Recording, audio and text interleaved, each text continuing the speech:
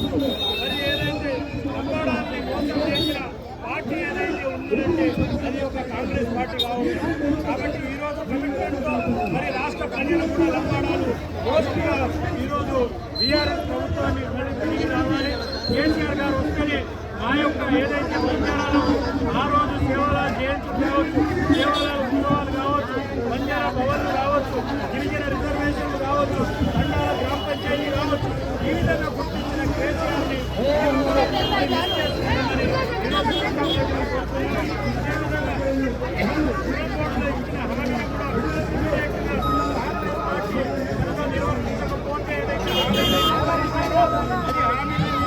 తెలుసుకోకపోతే మళ్ళీ ఉద్యమాన్ని చేపడతామని లంబాడ హక్కుల పోరాట సమితి నుంచి హెచ్చరిస్తున్నారు.